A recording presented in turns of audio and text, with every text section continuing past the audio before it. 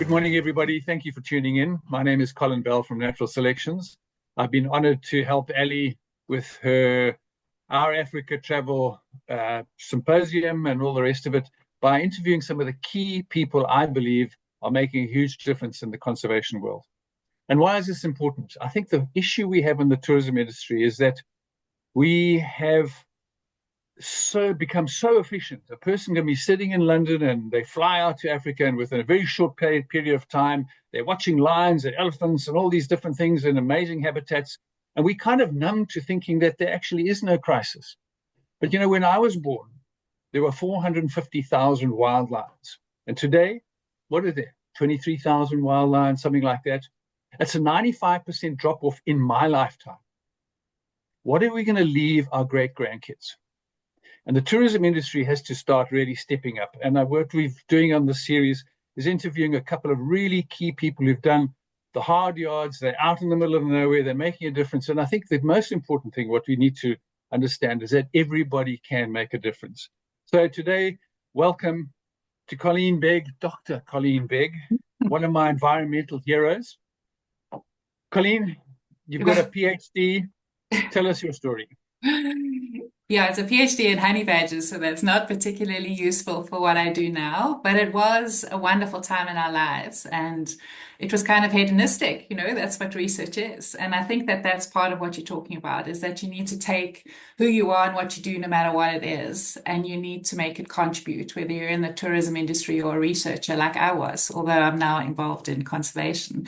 So when I finished my PhD and my husband Keith finished a film on honey badgers, we decided to go up Africa, but look for a place where we could make a contribution as individuals. That's what's important to us. And we were told about this amazing place in northern Mozambique called Niassa Reserve. Went there first and thought, well, that's really stupid. We're on our, we've just begun our journey and we love this place, this beautiful wilderness. And then came back 5 months later after we ran out of money, and still thought that Niassa was just spectacular. And that's where we've been for the last 22 years. So my story is really about, I'm very much an activist. So I'm very much about people and wilderness and trying to preserve it for future generations. I am passionate about our continent and those wild places that I think are critical for the future of our planet. So tell us a bit about Niassa and your conservation projects, and tell us about your concession. I believe you even run a safari camp, even though you're a researcher. Yes, so when we went to Niassa in 2003, we went there to do the first carnivore survey there. So there was a little question mark on the map for African wild dogs. People were saying they didn't know how many lions were there. And so we did a survey for the government.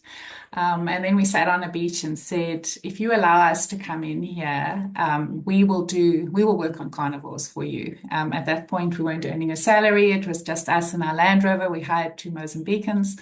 And over the past 23 years, we've started the Niassa Carnivore Project, which now has 112 Mozambicans.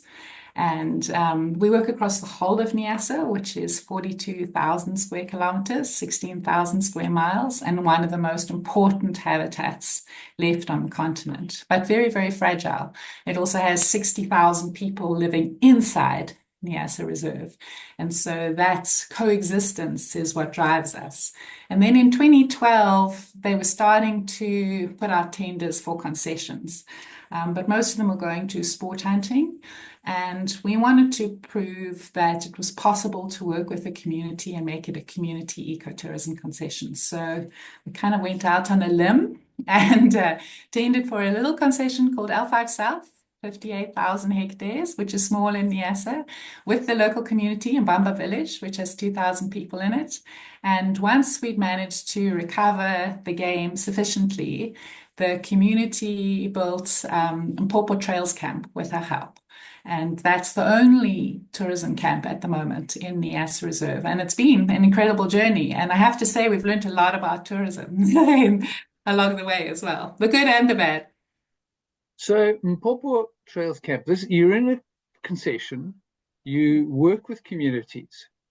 And how's that community changed over time now that they're involved and they're part of the story? How's their attitudes to lions in particular? How's that changed? Yeah, so first of all, it's a long process, and you know that as well as I do, that it doesn't change overnight. There are generations of mistrust for conservation because conservation has always been about saying no.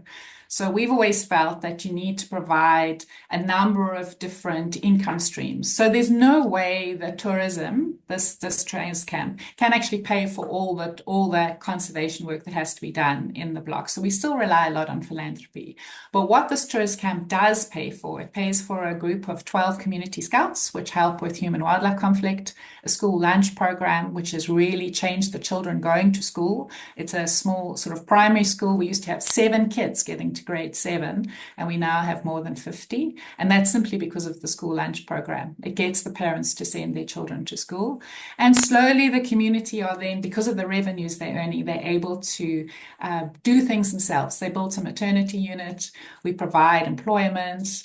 And so it's been a really interesting model. It's still got a long way to go. And, the problem is we're in northern Mozambique. So So we how do dealt you get there? How does with, a guest yeah. get to your lodge? Yeah, so most people get the SA Airlink flight from Johannesburg to Mampula, which is central Mozambique, and then catch a charter flight to the lodge. They can drive in, and we have campsites as well for self-drive, but it's fairly easy, and you don't have to go through the bit in the east where there is the insurgency, so you can avoid it completely. Wow, fantastic. Okay. So, Colleen, the reason why I wanted you on this, besides your fantastic sort of efforts out in the middle of nowhere and how you've lived out there with your family, you've been a pioneering person in the conservation world about empowering women.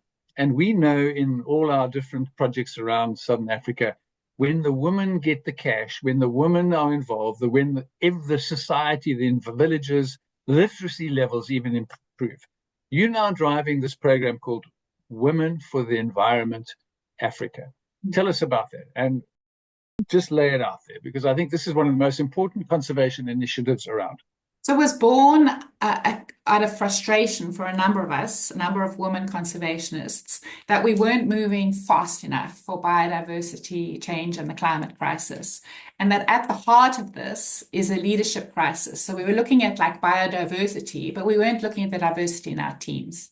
And we know that when leadership teams are diverse, so we're not against men, let's just put that out there, but when leadership teams are diverse, they are more productive, more innovative, and have a legacy mindset when women are involved. We also know that women in Africa are the bedrock of society. There is nothing that's driving society and philanthropy more. And when we talk about philanthropy, philanthropy is giving. There's so much giving going on in communities. So when you put women into the space where they are part of decision making, whether it's at a local level or whether it's NGO level, you see massive changes quickly. And unfortunately, the tourism industry is probably maybe a little bit different, but the conservation industry has been very slow to see those changes.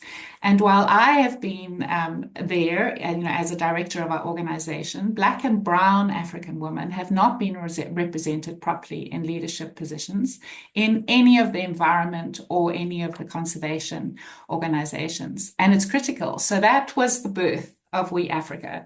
And We Africa has now been running for 5 years. You've been helping us as well to find places where we can hold our retreats. We now have 24 different countries, women from 24 different countries across Africa that do a 1-year leadership program and then join We Move, which is our alumni and path to change. We scale And through.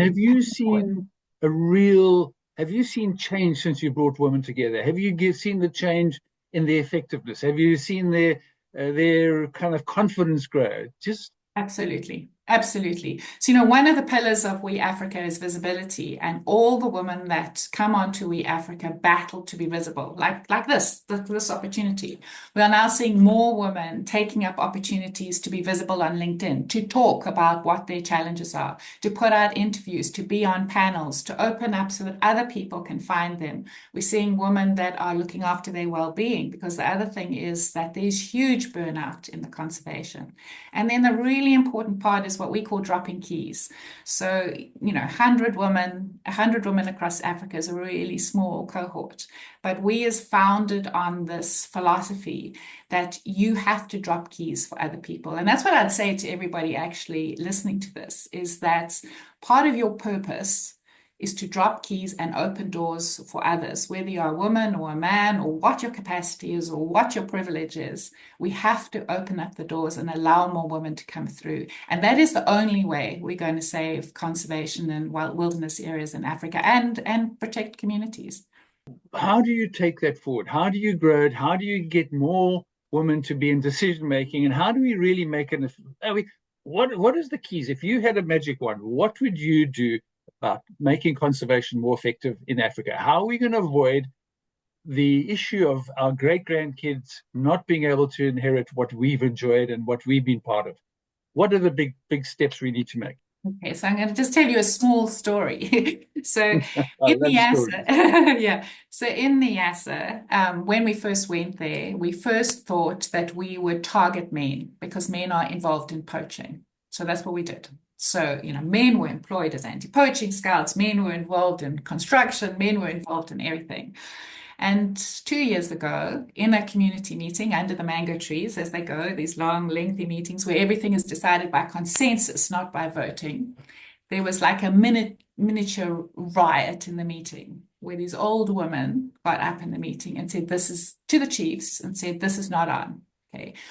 We are capable, we are strong, we are physically able to do everything that the men are doing. We need to be part of this solution. And from that moment, the Rainyas, which are like the queens, which are standing behind the chiefs and are really, really, really important.